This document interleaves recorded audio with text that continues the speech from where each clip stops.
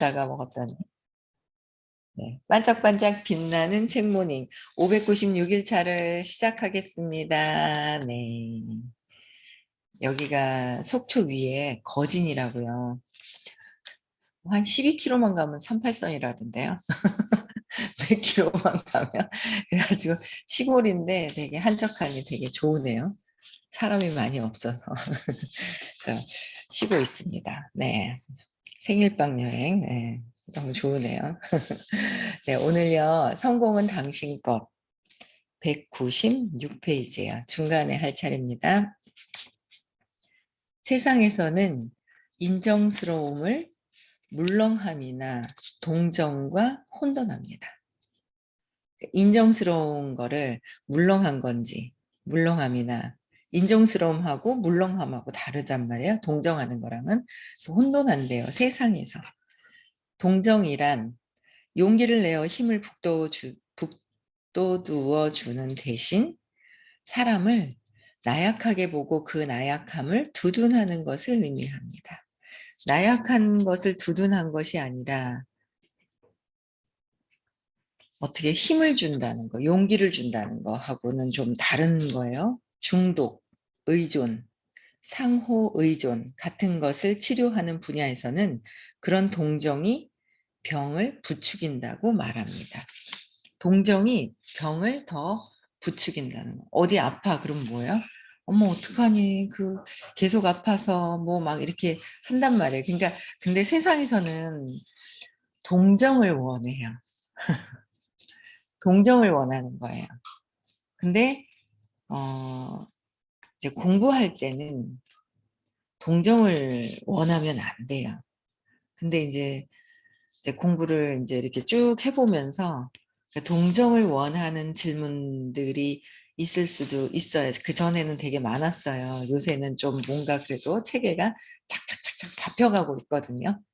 네, 질문을 하면서도 내가 어릴 때 과거의 기억이 떠올라서 질문 10년 발표하는 경우 과거의 기억은 떠오르진 않지만 내가 이 마음이 세상에서 왜 이런 부분들이 있는지 어떤 사건하고 내가 찾아서 연계성이 뭐가 있는지 이런 질문을 또 하시는 경우도 있고 이제 구분이 되어 있잖아요.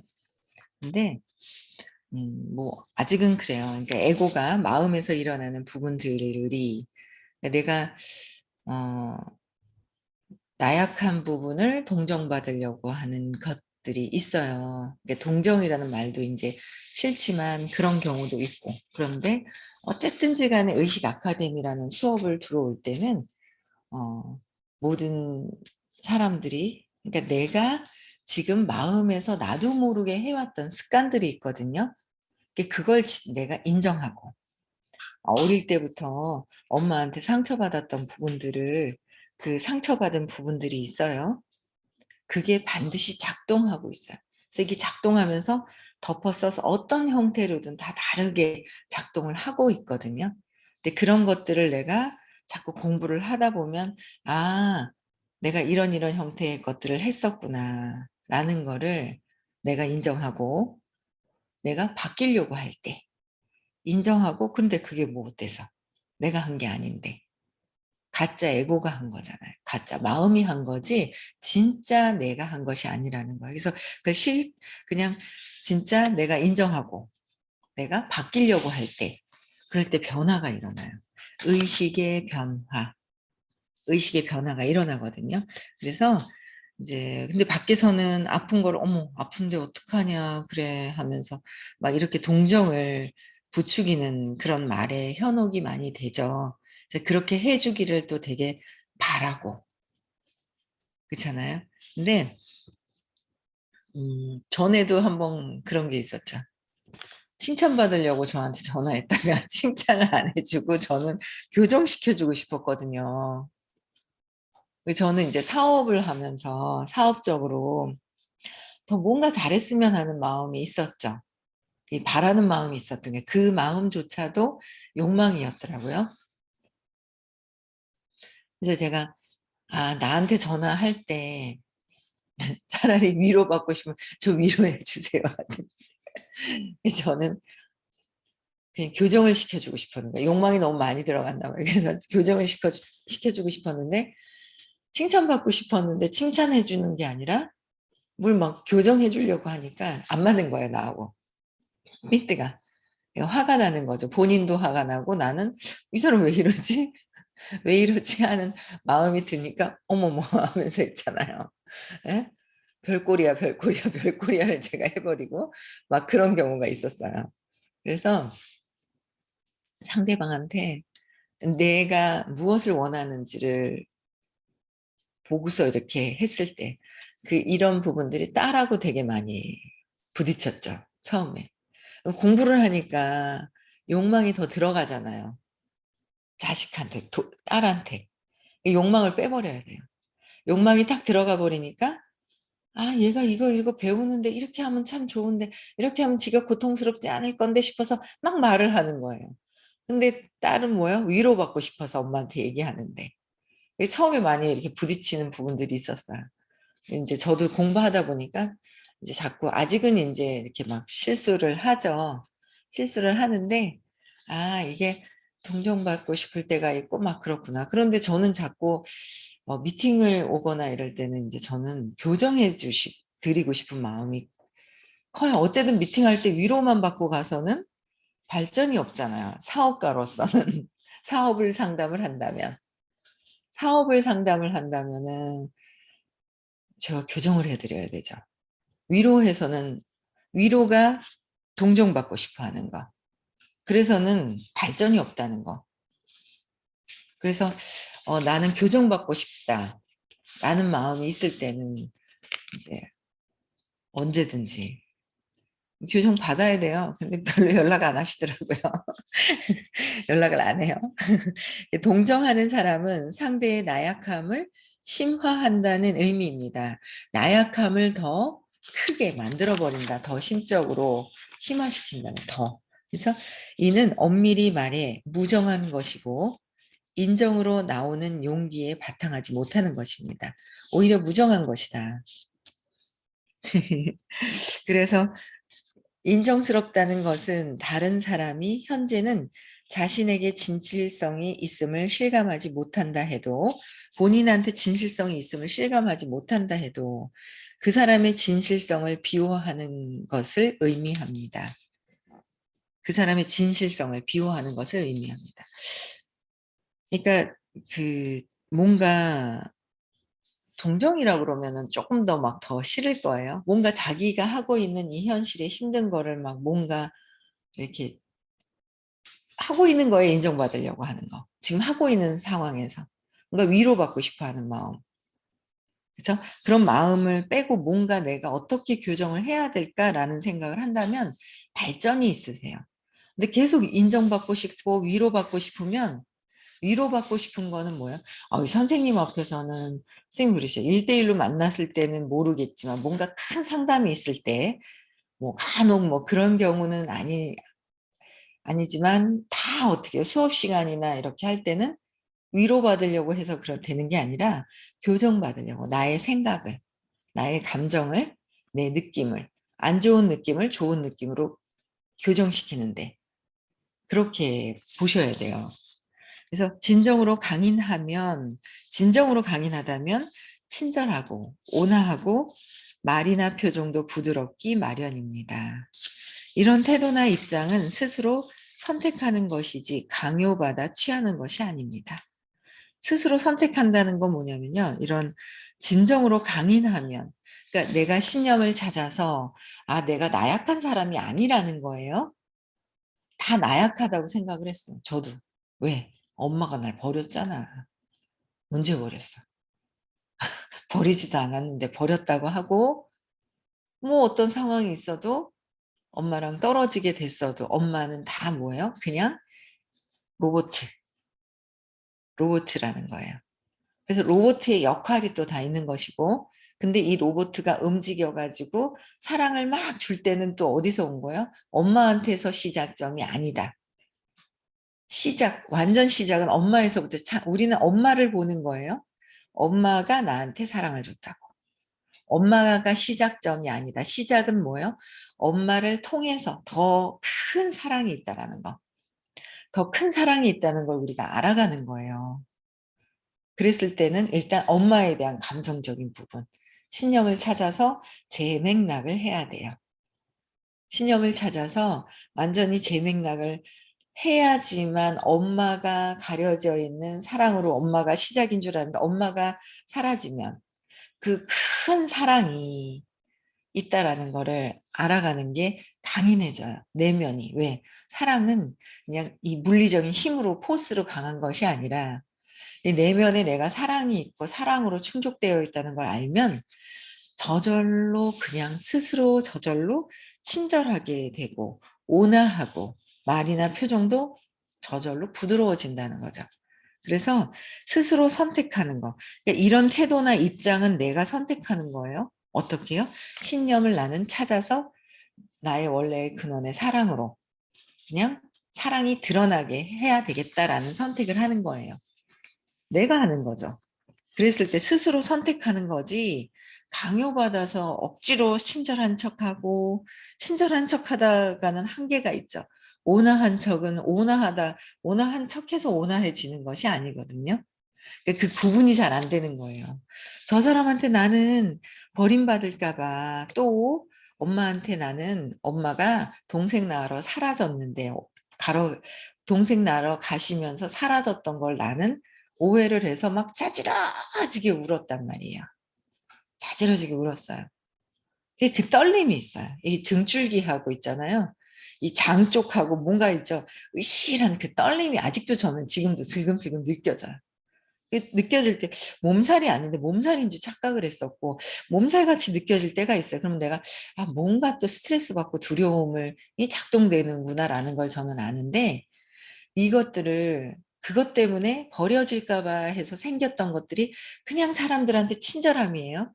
근데 내가 사랑인지 알고 친절한 거와 이 사람들을 그냥 내가 근원에 엄마가 사라지면서 나를 버렸나? 근데 할머니가 날 어디 데리고 갔어. 계단으로 올라가서 착착 올라가서 문을 탁 여는 순간 뭐가 엄마 같은 사람이 있는데 올라가서 딱 입구에 앉았더니 저를 쑥 밀어가지고 딱 보니까 어때요? 엄마가 사라진 줄 알았는데 엄마가 동생하고 있는 거야. 그때 엄청난 저는 이제 그 이틀 상간의 그 시간이 저한테는 평생을 좌우하는 그런 시간이었었어요. 그러면서 생겨났던 게 저는 어떻게 해요? 엄마한테 잘해야 되겠다. 엄마가 날 또 버리고 가면 안 되잖아. 나를 또 버리면 어떡하지? 나는 잘하는 거예요. 그래서 엄마한테 말을 잘 듣는 아이로 이제 있었던 거예요. 거기에 이제 성공하는데 뭐 이런 데 도움은 됐지만 한계가 있더라. 제가 사람 이렇게 말 잘 듣는 아이로는 한계가 있더라. 한계가 있다 보니까 그 안에는 뭐예요? 밑에는 분노가 있었는 거죠. 그러니까 한계가 있어요. 저는 항상 그런 생각을 했어요. 나는 10번 정도 잘해줘. 20번도 잘해줄 수 있어. 그러나 한 번 딱 걸리면 샥 날려버려. 차가워. 이런 생각을 했거든요. 그게 뭐냐면 친절하다 엄마한테 친절하듯이 친절하다 하다 한계를 탁 느껴서 내가 친절한데 너는 이렇게 나한테 못해? 라고 할 때 촥 칼날이 나오는 거죠. 끊어버리는 거예요. 그래서 엄마가 키우면서 너는 착한 것 같은데 이상하게 매몰찰 때가 있대요. 아예 차갑게. 그럴 때는 이해가 안 된다고 엄마가 살아생전 가끔씩 그러셨어요. 그게 뭐냐면 억지로 친절한 척, 한 척 해서 그렇다는 거죠. 그래서 친절한 척이 아니라 내가 그냥 상냥한 척이 아니라 그러니까 모든 사람들은 착한 사람이 없다 말씀하셨거든요. 착한 척한 사람이 있더라. 그래서 난 엄마한테 착한 딸이라고 얘기 많이 들었는데 뭐지? 했는데 그런 것들이 다 그러니까 그냥 완전 사랑으로 완전히 온화하고 친절이 그냥 저절로 되는 거랑 뭔가 내가 상처가 있는 거를 덮어놓고 친절한 척하는 거랑은 다른 거라는 걸 내가 구분할 수 있어야 돼요. 구분하고 그것을 인정할 수 있을 때 내가 진짜 온화하고 사랑 자체로 고요하고 그렇게 밝은 빛으로 그냥 발전할 수가 있는 거죠. 바뀌어야 되는 거예요. 그래서 그런 것들은 내가 진짜 그냥 자체의 사랑으로 되겠다라는 거는 내가 선택하면 된다라는 거. 의식에 그냥 맡기는 거예요. 의식에 내가 시계를 잊어버렸는데 시계가 어디 갔지 찾아주세요. 있겠지 하고 있잖아요. 나타날 것입니다 하고 의식에 물건도 있지만 그렇게 한번 해보세요. 나타난답니다. 그쵸? 저는 물건은 안 해봤어요. 그냥 때가 되면 나타나겠지 했더니 일주일 만에 나타나더라고요.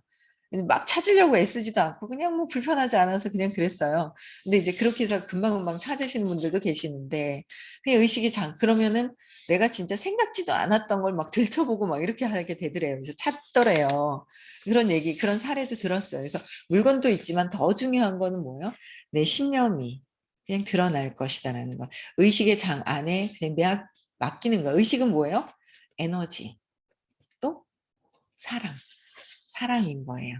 그래서 맡기는 거예요. 사랑한테 떠맡기는 거. 그렇죠? 그래서 선택 강요받아서 하는 것이 아니다. 스스로 할 수 있어야 한다는 거죠. 그래서 인정스러움은 자유와 파워가 있어요.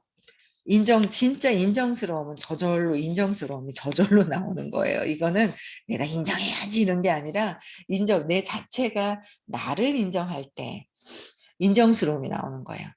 내가 나를 인정할 때, 내가 이런 부분들도 있었고 아주 사악하게 조작하는 마음이 있죠. 마음은 조작을 해요. 참나는 조작할 게 없어요. 그냥 사랑으로 있는 거예요. 우리가 20살이 됐든 30, 40, 50, 60, 70, 80이 됐든 마음에서 내가 조작해왔던 습관들이 있어요.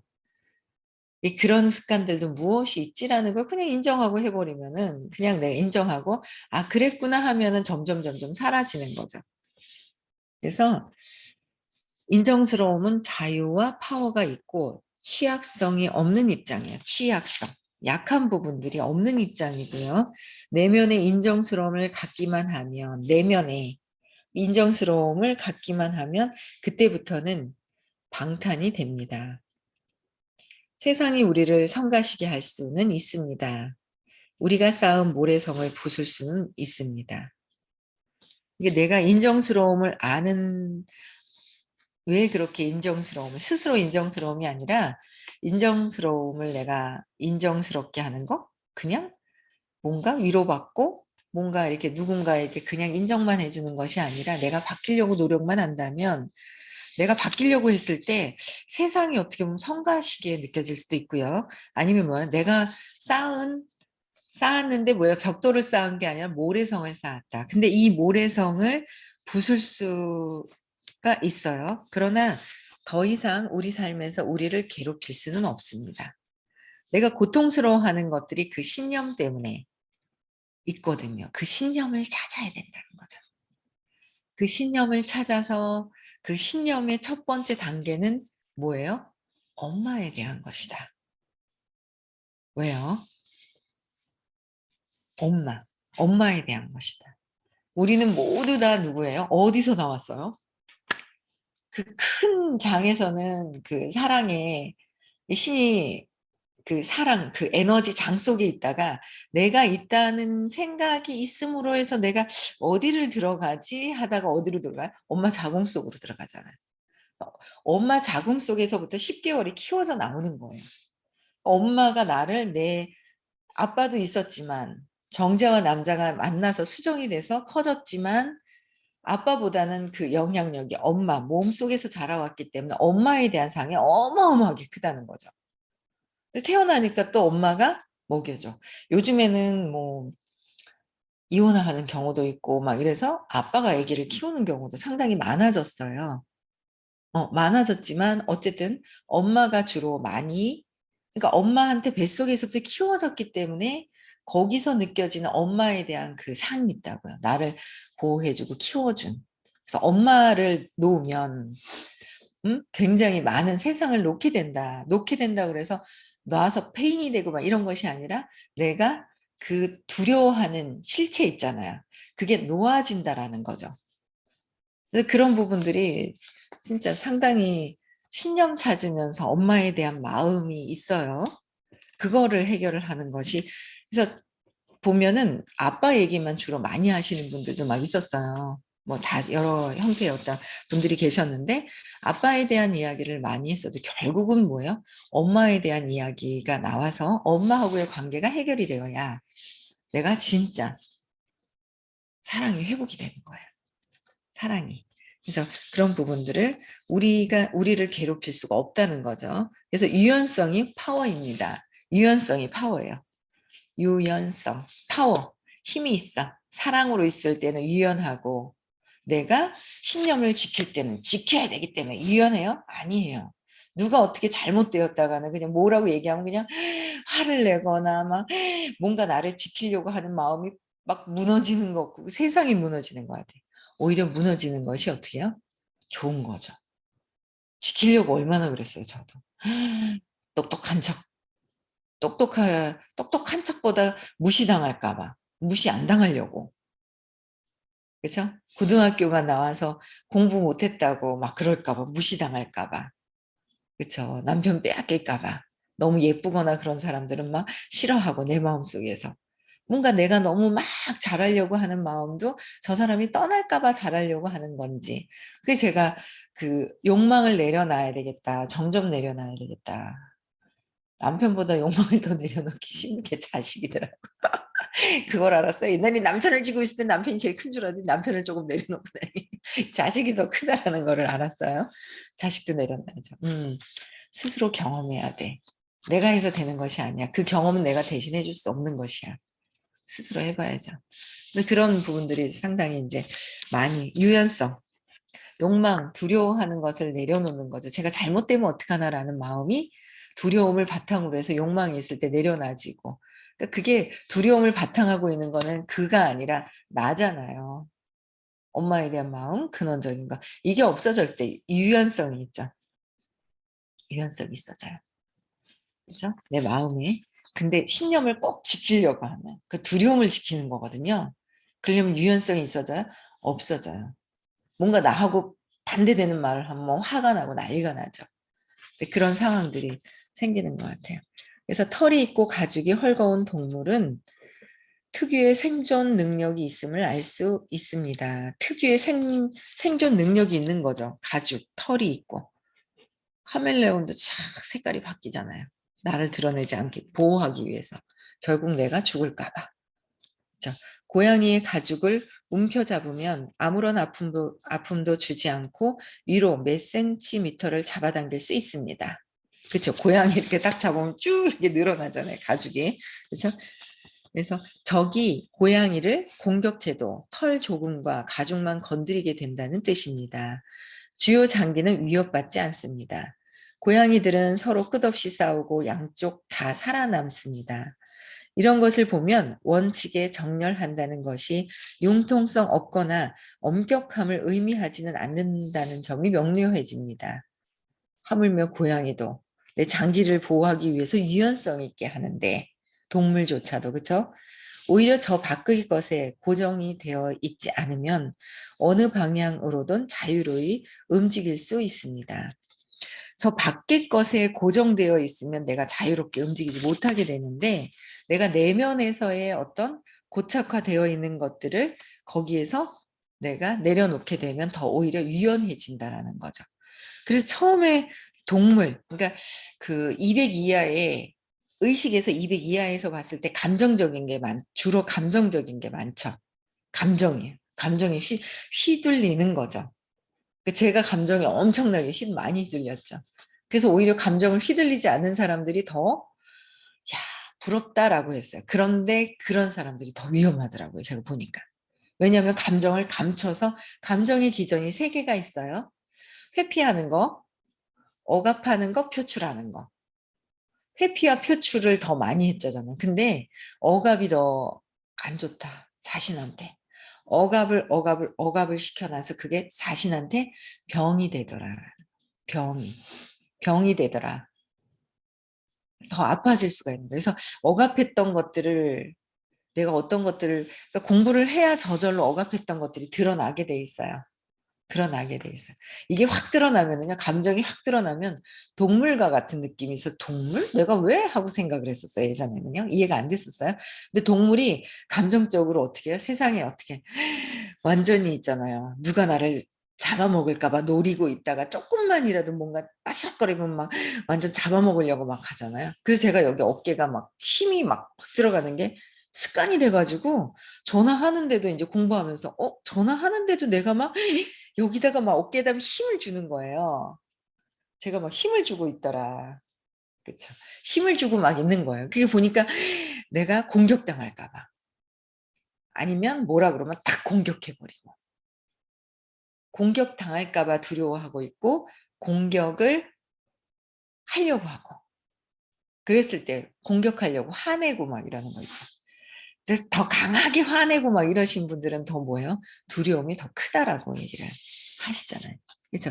이런 것들이 모두 다 내가 200 이하의 두려움을 가지고 있을 때 상대방한테 공격하려고 하고 뭔가 공격당할까 봐 내가 방어하려고 하는 부분들이 있더라라는 거죠. 그래서 신념을 찾아서 두려움이 어릴 때 잘못 기억된 것이고 이게 제 맥락이 바뀌어 버리는 거예요. 그러면 바뀌잖아요. 그러면은 훨씬 유연해지고 내가 달라지더라라는 거죠.